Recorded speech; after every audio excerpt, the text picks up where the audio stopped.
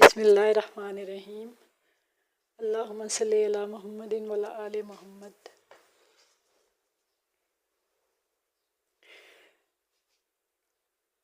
ایک چھوٹی سی ریاست پر ایک بادشاہ حکومت کرتا تھا۔ اسے شکار کھیلنے کا بہت شوق تھا۔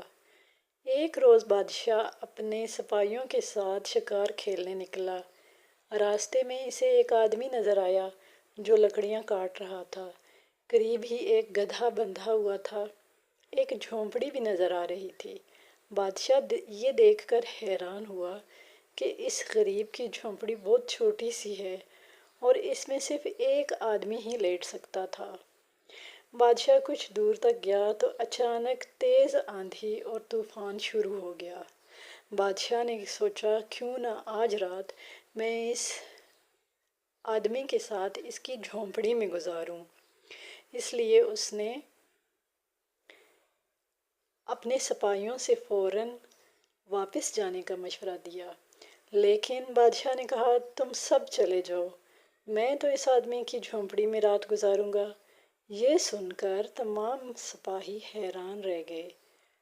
ایک نے کہا کہ بادشاہ سلامت، اس جھونپڑی میں مشکل سے ایک آدمی رہ سکتا ہے، آپ ہمارے ساتھ واپس اپنے محل میں چلیں۔ مگر بادشاہ اپنی بات پر قائم تھا۔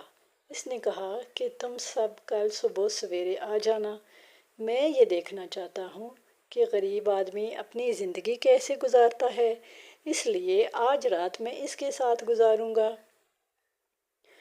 چنانچہ جب اس کے تمام سپاہی واپس چلے گئے تو بادشاہ اس آدمی کی جھونپڑی میں پہنچ گیا۔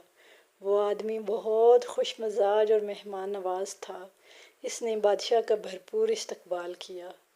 جو کچھ وہ خود کھاتا تھا وہی کچھ اس کو دیا کھانے کے لیے۔ اسے گرم دودھ پیش کیا جو اس کی پالتو بکری کا تھا۔ پھر اس نے بادشاہ کو کچھ پیاز کے ساتھ ایک سوکھی روٹی دی جو بادشاہ نے کسی نہ کسی طرح کھا ہی لی، کیونکہ بادشاہ تو ایسی خوراک نہیں کھاتا تھا۔